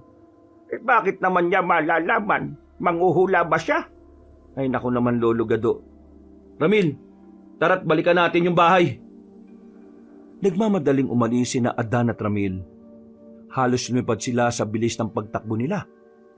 Nang makarating sila sa pinakadulong bahay kung saan ang sinasabi ni Lolo Gado, marahas silang kumatok doon. Pero kagaya kanina, hindi pa rin sila pinagbuksan. Hanggang sa... Sino kayo? Bakit nyo ginigiba ang pintuan ng bahay ko? Ay, anak ng tinapa. Hindi ako anak ng tinapa. Sino ba kayo, ha? Magandang hapon po, Lola. Mga taga dito lang din po kami sa baryo. Magsisurvey lang po kami. Census. Ay, ganun pa. Bakit naman kung makakatok kayo sa bahay ko, wagas? Para kayo mga galit na galit at may sisingilin na utang, ah. Hindi naman po. Masyado lang pong malaki ang kamao nitong kasama ko. Tingnan nyo. Kaya parang ang lakas po kung kumatok. Hindi eh. Kitang-kita ko parang galit na galit kayo habang pinupukpok nyo yung pintuan. Hindi nga po. Namalikmata lang ho kayo. Ay siya, sige. Ako na ang namalikmata. Kung i-interviewin nyo ako, gawin nyo na. Masungit si Lola Lourdes pero pinilit pa rin nila itong interviewin. Habang nag-i-interview si Adan, si Ramil naman ang nag-imbestiga kung may sugat nga ba si Lola Lourdes sa bandang puwetan. Maya-maya, nang matapos na sila sa pag-interview, nagpaalam na sila. Pero pinauna nilang papasukin si Lola Lourdes. Ano Ramil, ramdam mo ba kung aswang o hindi? Nag-init ba yung medalyon mo? Hindi. Kahit nga yung paglakad niya, maayos naman. Ibig sabihin, hindi pa rin siya yung aswang na hinahanap natin. Ay nako, nasa na kaya talaga yung manananggal na yon? Ano na ba yung gagawin natin ito? Pero hindi naman ibig sabihin na hindi siya iika-ika kung maglakad hindi na siya yung manananggal. Sabi mo 'di ba, hindi uminit yung medalyon mo? Hindi nga. Pero may mga aswang na may tanga na mutya para maitago yung katawan nila bilang aswang. Ay, oo nga pala no. Munti ko nang makalimutan yun ah. Kaya mabuti pa, bumalik na tayo sa bahay nila Lolo Gado. Kasi baka umulit sa pag-atake yung aswang Mabuti pa nga. Pero kailangan pa rin nating malaman kung sino yung aswang. May paraan para magawa natin yon, kahit na meron siyang mutya. Paano? Tatawasin ko ulit si Rona. Sa paraang yon, makikita kong itsura ng umaaswang sa kanya. Pero ibang gagamitin kong dasal. Isang klase ng dasal na maglalantad ng itsura niya kapag tao. Kung ano man ang plano mo, basta sabihin mo lang sa akin kung anong may tutulong ko, ha? Ano pa nga ba? Yun naman talaga dahil partners tayo Bumalik na nga silang dalawa sa bahay nila Lolo Gado. Pero pagdating nila roon, naabutan nilang natataranta na si Lolo Gado. Ang sabi nito, mukhang kinulam na naman daw si Rona at kailangan na ni Adan na pumasok sa loob ng bahay sa lalong madaling panahon. Lolo Gado, nasaan po si Miss Rona? Nasa loob siya ng kwarto kasama ang doktor niya. Sige ho, tara na Ramil. Pagkabukas ng pintuan, oh, anong nangyari kay Miss Rona? Bigla na lang siyang nag-seizure eh. Pero napakalma ko na siya. Huwag kayong mag-alala. Tingnan ko nga siya. Padaanin mo nga ako. Ayos na nga siya. Hindi na kailangan.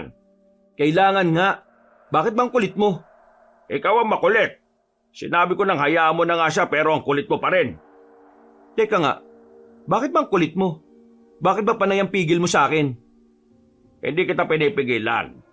Sinasabi ko lang sa iyo na kaya ko siyang gamutin nang hindi na kailangan ng tulong ninyo. Ramil, kapkapan mo nga siya. Ano? Bakit ako kakapkapan? Dalian mo. Baka may tinatago sa atin ng doktor na yan eh. Sige, halika Dok. Teka, walang respeto ang ginagawa nyo ah. Kung wala kang tinatago, magpakapkap ka. Wala nga ako itinatago at hindi rin ako magpapakapkap. Karapatan ko yon. Ayaw mo talaga ah. Ayoko. Wala kayong makukuha sa akin. Kung ganon, wala na akong ibang paraan pa. Mabilis na bumunot ng holy water si Adan mula sa kanyang bulsa at saka winisika ng doktor sa kanyang muka. Agad na napahiyaw si Dr. Ramos sa ginawa ni Adan. Agad na nakita ni Adan ang maitim na aura ni Dr. Ramos. Sinasabi ko na nga ba eh.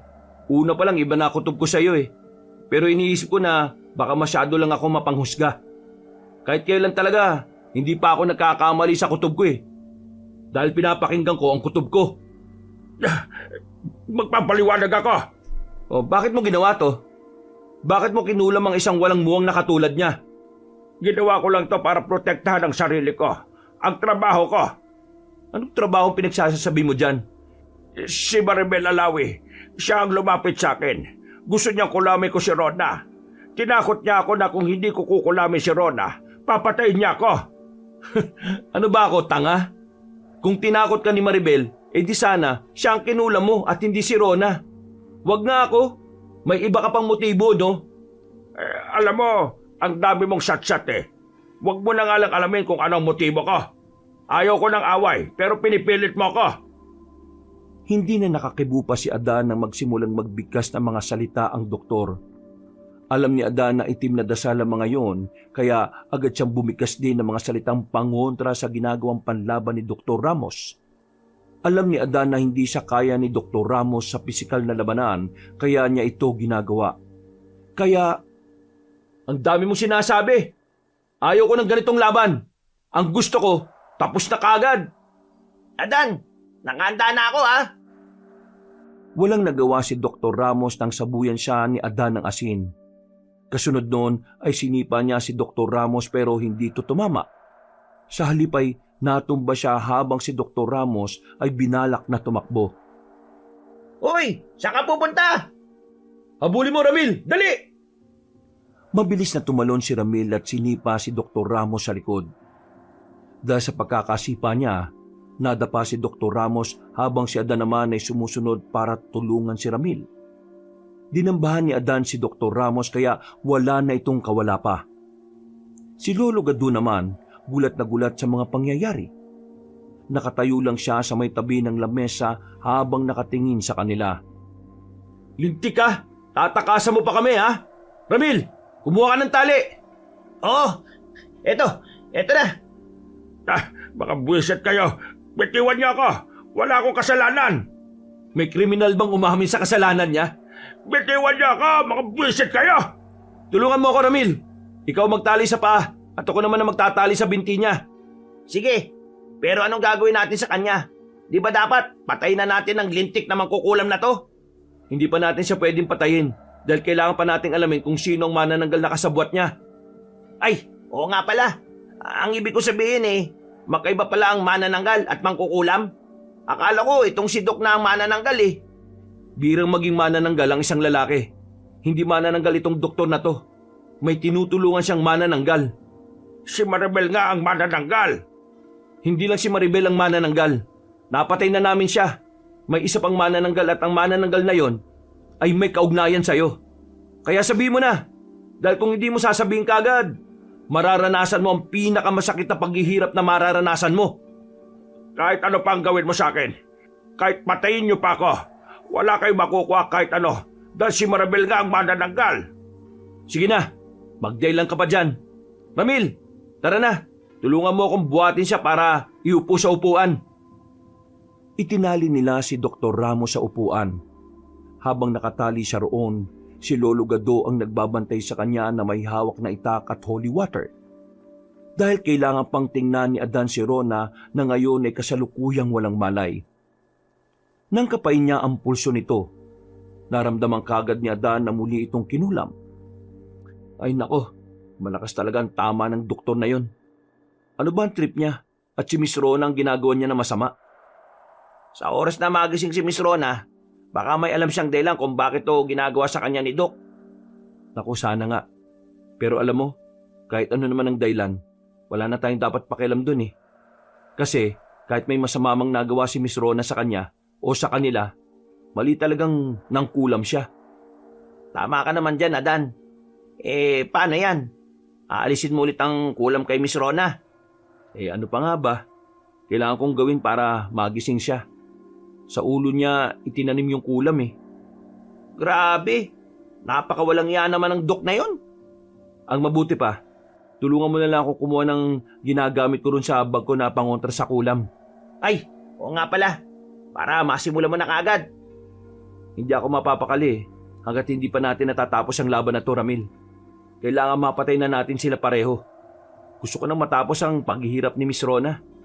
Wow, paghihirap ni Miss Rona o ang paghihirap mo? Paghihirap nga niya. Kasi, tingnan mo nga siya oh. Napaka-inosente niya.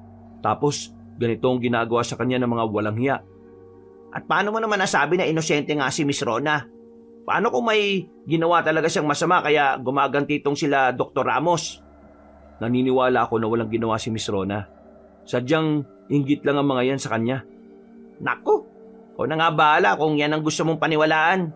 Basta ako, gusto ko pa rin paniwalaan na kahit papano baka may nagawa nga siyang masama. Nako. Ang mabuti pa gamutin na natin si Miss Rona. Ginamot nga ni Adan si Rona. Inalis niya ang kulam na muling itinanim ni Dr. Ramos sa kanya. Nalaman din ni Adan na sinabutahin ng doktor ang mga pangontrang ibinigay niya sa dalaga. Malalaking karayom ang nakuha ni Adan sa ulo ni Rona. Hanggang sa maubos yun. Kagad niyang nilagyan ng panibagong anting-anting si Rona para hindi na muling makulam pa. Ngunit nang matapos na sila sa panggagamot kay Rona, nagulat na lang sila nang biglang sumigaw si Lolo Gado. Giglaget! Ramil, tinan mo nga kung anong nangyari kay Lolo Gado. Sige, teka. Naku po, lagot ako nito kay Adan. Bakit kasi ganito? Bakit nakatulog ako? Lolo Gado, anong nangyari sa inyo? Kasi... Oh, nasaan ho yung doktor? Nakatulog ako tapos wala na siya nung magising ako. Hala, naku po. Adan! Lumabas ka dyan! Nakatakas daw si Dr. Ramos! Ha? Ano? Diyos ko naman, Lolo Gado, oh. Pasensya na talaga, Adan. Hindi ko sinasadya nangyari. Pasensya na talaga. Ano pa nga ho ba? Hayaan nyo na't nangyari na eh. Masyado ko yatang minalit yung mangkukulam na yun. Alam kong matanda na kayo pero pinabantay ko pa ho sa inyo. Naku, Adan. Pasensya ka na talaga kung ganito ako na medyo may pagkatanga-tanga na. Dala lang ho ng katandaan yan. Huwag po kayo mag-alala. Ako pong bahala. Mapapatay natin ang manananggal at ang mangkukulam na yan. Teka, Adan. Teka lang ha. Narinig mo ba yun? Ang alin? May papalipit na pagaspas ng pakpak at isang sigaw. May sumisigaw sa labas pero hindi humihingi ng tulong eh. Tara, magmadali ka. Kumuha ka ng panlaban natin sa manananggal. Nandiyan na siya. Kagad na kumuha ng mga gamit panlaban sina Adan at Ramil. Bitbit ang buntot pagi, tumakbo agad si Ramil sa labas. May mga isinabit din siyang mga nakasupot na asin na may mga bawang. Habang si Adan naman, ang dala niya ay 2 itak at holy water sa kanyang bulsa. Parang action star na tumatakbo si Ramil sa labas at tinampas pa sa sahig ang buntot pagi na animoy latigo. Nung lumabas sila, narinig nila ang usapan ng aswang at ng mangkukulam. Bagay na hindi nila inaasahan. Ane, pakiusap, umalis na tayo. Malakas ang albularyong yon. Hindi natin siya kakayanin. Kailangan kong bumata. Kapag nakain ko na si Rona, gaganda na ako ulit. Manunumbalik ng sigla at kagandahan ko. Matutupad na rin ang pangarap kong maging artista. Hane, pakiusap. Ibang artista na lang ang kainin mo, wag na siya. Malakas na albularyo ang kakalabanin natin kapag siya ang pinili mo. Wala akong pakialam. Kaya ko siyang patayin. Bakit ba kasi pinipigilan mo ako sa mga gusto kong gawin? Kung hinayaan mo na lang sana akong kainin siya noon sa ospital. Hindi ka pwedeng kumain ng tao sa ospital. Maraming nakabantay ron. Wala kang lusot. Kaya nga tayo gumawa ng paraan, di ba? Pero hindi mo napigilan si Rona na maghanap ng isang albularyo. Ang tanga-tanga mo. Sobrang tanga. Bakit ba ikaw ang inasawa ko? Hane naman. Pakiusap at bumalik na tayo bago pa tayo mahuli ng albularyo. Huwag na kayong bumalik pa, Dr. Ramos. Tapusin na natin ang kahibangan ng asawa mong yan. Hane, yan na nga ba sinasabi ko? Bumalik na tayo, bilis. Tulungan mo ako lumipad. Umalis na tayo. Hindi. Wala nga alis. Makikipaglaban ako sa albularyong ito at tatapusin ko ang buhay niya. Makamit ko lang ang inaasam kong ganda at karangyaan. Diyos ko, sino ba kasing nagsabi sa'yo na gaganda ka pa kapag nakain mo si Rona? Hindi ka nagaganda. Magiging matandang huklubang ka na habang buhay. Akala mo lang yon. Nangako sa akin ng bangkilan na kaibigan ko. Sa oras na kumain ako ng magandang babae, babalik din ang ganda ko. Ututo ka pala eh. Ramil, ano pang hinihintay mo? Tapusin na natin ang kahibangan ng manananggal na ito. Siyempre naman, Adan. Etong nababagay sa yung manananggal ka. Isang marahas na hampas ng buntot pagi ang natamo ng manananggal. Natamaan siya pero matibay pa rin itong nakalayo. At mayabang na inihampas ang kanyang mga pakpak. Sa lakas ng paghampas nito, tumalsik palayo sina Adan at Ramil. Nakita mo ba yon, Hande? Mahina ang mga taong yan. Ang mabuti pa, tulungan mo na akong iligpit ang mga yan para matapos na ang balakid sa akin. Ay nako, sige na nga. Ano pa nga ba magagawa ko nandito na tayo. Dumampot na malaking bato si Dr. Ramos para ihagis yon kay Ramil. Natamaan naman si Ramil sa binti kaya napahiyaw siya sa matinding sakit. Rico, visit kang mangkukulam ka. Ikaw ang uunahin ko dahil wala ka namang kwenta. Anong sinasabi mong wala akong kwenta? Mas may kwenta ako kaysa sa'yo, no? Hinagisan ni Ramil ng isang supot ng asin si Dr. Ramos. Napatras siya pero nagbigkas siya ng mga salitang pwedeng gamitin laban kay Ramil pero tanga siya para gawin yon nang hindi nag-iisip. May pangotra sila sa pareho. Tanga! Kaya nga saktan mo na lang ng pisikal. Bagay nga talaga kayong dalawa. Mag-asawa kayong mga tanga. Hindi kami mga tanga, ano? Huwag ka na magpalusot. Kasasabi mo nga lang eh. Walang babala. Kagad na tumayo si Adan at inihagis ang itak sa manananggal. At dahil hindi nito inaasahan ng pag-atake, hindi nito nagawang umiwas. Natamaan siya sa pakpak. Dumaus-us ang itak at nahiwa ang pakpak niya. Aray ka! Ang pakpak ka! Hindi lang yan ang dapat mong mata mo. Dapat mamatay ka na. Sigurado kung marami ka nang napatay dahil sa tindi ng ambisyon mo. Ambisyosang manananggal! At sa tingin mo, hahayaan ko lang na mabuhay ka pa pagkatapos mong sirain ang pakpak ko? Pwes, mamamatay ka na ngayong gabi. Hindi ako, kundi ikaw! Sabay silang sumugod sa isa't isa. Habang hawak pa ni Adan ng isa pang itak, sumugod siya. Ang manananggal naman, kahit susuray-suray na ang paglipad, kinakaya pa.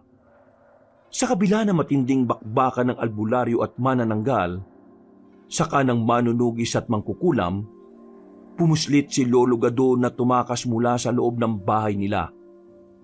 Pirming inilakpan niya ang pinto bago tumakbong tumakas bitbit ang isang plastik na asin.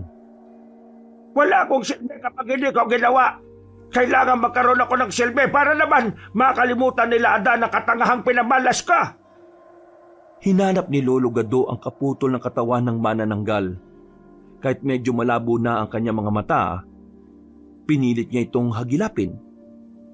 Ang sabi sa kanya ng lola niya, ang mga manananggal daw ay nagtatago ng kalahati ng kanilang katawan sa mga tagong lugar. Kaya naisip niyang baka nasa maliit na kuweba sa dulong parte ng kanilang baryo itinago yung kalahating katawan. Tama nga ako. Ha! Jackpot ito! Siguradong hindi na magagalit si Adan sa akin. Pupurihin niya pa ako. Lintik kang manananggal ka. Ambisyosa ka ha! Hetong saya!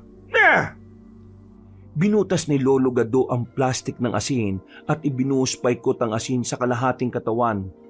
Hindi lang yon, dinagdagan niya pa ng bawang at dinuraan niya pa. Pweh! Mamamatay ka ngayong gabi! Samantala, habang patuloy na naglalaban ang apat, biglang napahinto ang manananggal sa paglaban kay Adan. Halata ang takot sa kanyang muka. Sandali lang, Hane! Hane, umalis na tayo! Ano ka mo, Hane? Nararamdaman ko, ang kalahati ng katawan ko, may nakikialam. Ano? Bilisan na natin! Bumalik na tayo! Bilis! Teka, Ramil! Tumataka sila! Abulin natin! Bilisan mo, Hane! Bilisan mo! Hoy! Anong ginagawa nyo? Akala ko ba matatapang kayo? Kahit nasusuray-suray na ang manananggal sa paglipat, pinipilit pa rin niya habang si Dr. Ramos naman ay sugatan. Nang mapansin ni Adan ang nangyayari, doon na siya tumigil sa pagtakbo para habulin sila. Oh, Adan! Anong nangyari? Huminto ka sa pagtakbo. Hayaan mo na sila. Mukhang hindi na magtatagal pa yung manananggal na yan. Ha? Bakit naman? Nakakalipad pa siya at may lakas. Siguradong mabubuhay pa yan. Hindi na. Dahil mukhang may sumabotay na sa kalahati ng katawan niya eh. Ha? Ay, oo nga no. Pero sa tingin ko, dapat pa rin natin silang sundan para naman makita natin kung ano yung mangyayari sa kanila. Kung sa bagay, halika, sundan natin. Kailangan ko ring alisin ang itim na kapangyarihan ng mangkukulam na yon para hindi na siya makagawa pa ng kulam sa iba. Ay, sa wakas, matatapos na rin ang laban na ito. Ito na yata ang pinakamatagal na laban na naranasan ko bilang isang manunugis eh. Ay nako, sinabi mo pa. Hindi ko nga akalain na may mga artista palang aswang. Adan! Ramil! Oh, Lolo Gado, anong ginagawa niyo rito? Tinulungan ko kayo. Nakita kong tumatakbo yung manananggal at doktor eh. Yung manananggal at doktor? Tumatakbo? Ah, putol na kasi yung pakpak nung manananggal kaya hindi na nakalipad. Ay siya nga pala, tapos na ang problema. Mamamatay na yung manananggal. Mapasikat na yung araw eh. Ibig niyo bang sabihin, kayo ang sumabutay sa kaputol na katawan ng manananggal? Oh, di ba ang galing ka? Ang galing niyo nga po, Lo. Hindi namin napansin na pumuslit kayo eh. Ang lupit niyo po. Oo nga. O siya sige, tapusin nyo na yan at pabalikan ko na ang apo ko. Sige po, Lo. Kami na pong bahala dito. Tuwang-tuwa si Adan at Ramil sa ginawa ni Lolo Gado. Hindi nila akalain na magaling pala itong maghanap ng nakatagong kalahating katawan ng manananggal. Maya-maya pa, narating nila ang dulong parte ng baryo kung saan naroon ang isang maliit na kuweba at ang bahay noong bagong saltang si Lola Lourdes. Kaya pala pamilyar ang boses ng aswang eh. Siya pala, iba kasi ang itsura eh. At kaya pala mayabang siyang maglakad kaninang umaga na parang hindi masakit ang puwet niya dahil naabiso na siya ni Dr. Ramos. Nagpanggap lang siyang maayos ang lakad niya. Oo nga. Maya-maya, may narinig silang umiiyak. Teka, sila na yata yun. Ang katawan ko! Ang katawan ko! Paano pa ako makakabalik dito? Huwag kang mag-alala, asawa ko. Hahanap ako ng bagong katawan. Yung kay Maribel, baka mahanap pa natin. Baka buhay pa yon. Patay na si Maribel. Paano mabubuhay pa ang kalahati ng katawan niya? Siraulo ka, Hane. Pasensya ka na, hindi ko naibigay ang pangako ko sa iyo, Hane. Buwisit ka. Ang dami mong pangako sa akin na lahat ay napako. Hane, tandaan mo, mahal na mahal kita. Sige lang, tapusin niyo na yung love story ng manananggal at mangkukulam. Kasalanan mo lahat ng ito. Dapat sa'yo patayin. O edi sige, patayin mo. Walang iya kang albularyo ka. Sumugod ang manananggal sa kanya. Pero paglabas niya sa kuweba, mabilis na sumikat ang araw at unti-unti siyang nasunog. Napatakbo naman kaagad si Dr. Ramos patungo sa asawa niyang naging abo na. Hane! Hane! Hindi! Hane! Tapos na ang buhay ng asawa mong manananggal. Ngayon, ikaw naman ang dapat naming tapusin.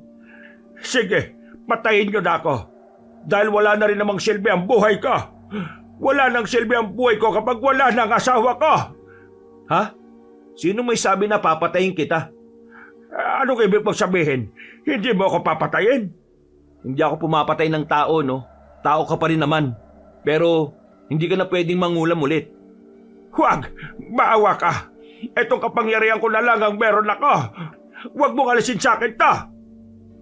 Wala nang nagawa si Dr. Ramos nang hawakan na ni Adan ang ulo niya para alisin ang itim na mahikang meron siya. Nang sabihin ni Adan kanina na papatayin niya si Dr. Ramos, hindi yun totoo. Ang mga mangkukulam ay mga tao rin naman. Mga taong gumagamit ng itim na mahika. At ang pinakakinatatakutan nila sa lahat ay ang mawala ng kapangyarihan. Dahil yun lang naman ang maiyayabang nila. Simula nung araw na yon, naging maayos na ang lahat kay Rona. Bumalik na siya sa pagiging maganda, mabait at kinikilalang artista. Napapanood na nila ito ng regular sa teleserye niya. Buong akala ni Adan, hindi na muling babalik pa si Rona sa baryo nila matapos ang nangyari. Pero nabigla sila ng isang araw, kumatok na lang ito bigla sa kanyang bahay. Oh, Miss Rona, anong ginagawa mo rito? Hindi ba't nasa Maynila ka? Ano kasi nabalita mo na ba yung bagong pelikula ko? Oo naman. Palagi ako nakasubaybay sa mga teleserye o pelikula mo. Naku, salamat siya nga pala. Napanood mo na ba yung pelikula ko sa sine? Ha? Bakit mo naman natanong? Wala naman. Kung hindi mo pa napapanood, gusto mo bang panoorin natin ng sabay? Yun kung hindi mo pa napapanood. Hindi pa napapanood ni Adan yon. Uy, ano ba naman Ramil? Nakakahiya. Oh, ayun naman pala Hindi mo pa napapanood kaya tara na, panoorin natin. Sige na nga. Kailan ba? Mamayang gabi. May nabili na akong ticket kaya huwag mo nang alalahanin yon. Ganun ba? O di sige. Pero hindi ka ba makikita ng mga tao kung sakali? Hindi naman. Gabi naman at saka sa isang private na sine tayo pupunta. Ha?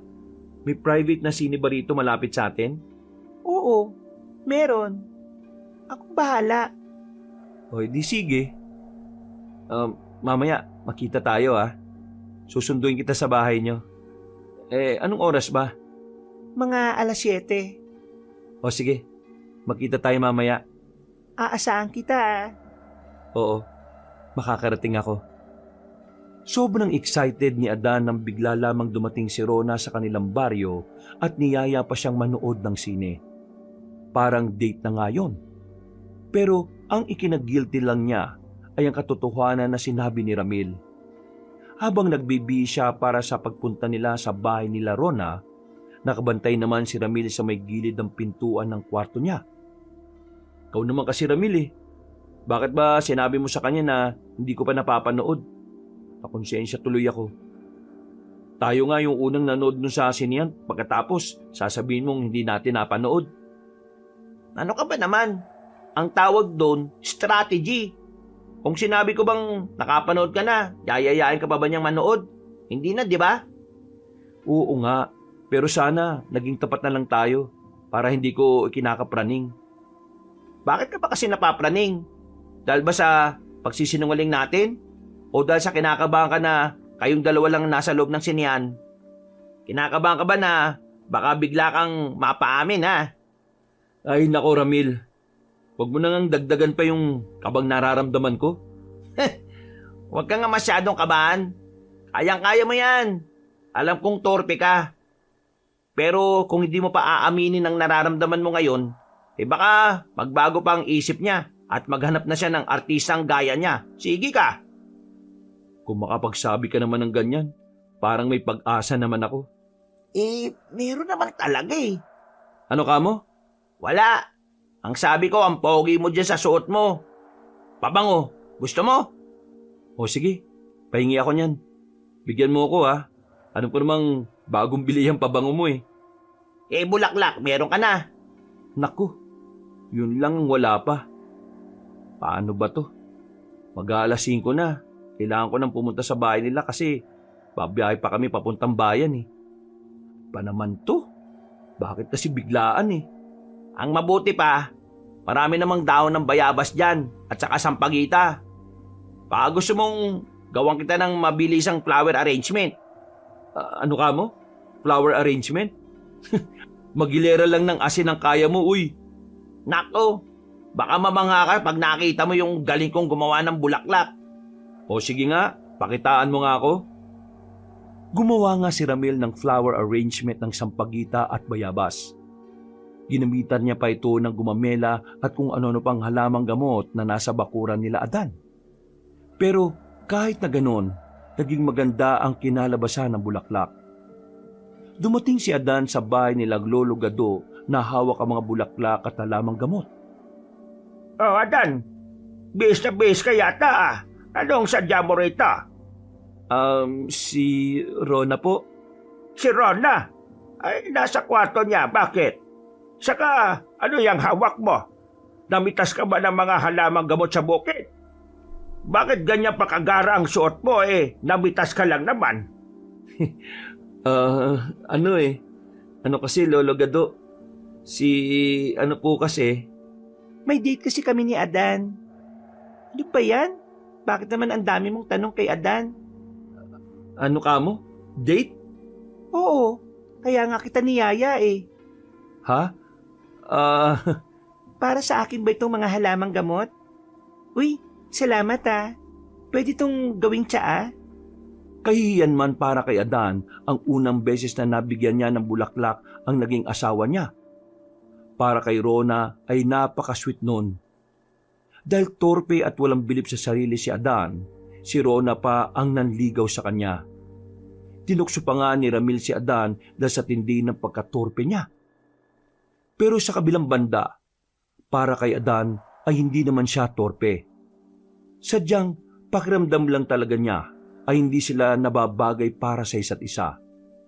Si Rona kasi ay isang artista habang siya ay isang hamak na albularyo lamang. Pero sa kabila ng estado nila sa buhay, hindi naiwasan ni Rona ang magkagusto sa kanya. Ilang taon na rin ang nakalipas, sa ngayon ay tahimik na lang na naninirahan si Rona kasama si Adan sa kanilang baryo. Malayo sa buhay niya bilang artista, masaya pa rin si Rona sa piling ng mahal niyang si Adan na nagligtas sa kanyang buhay. Wakas,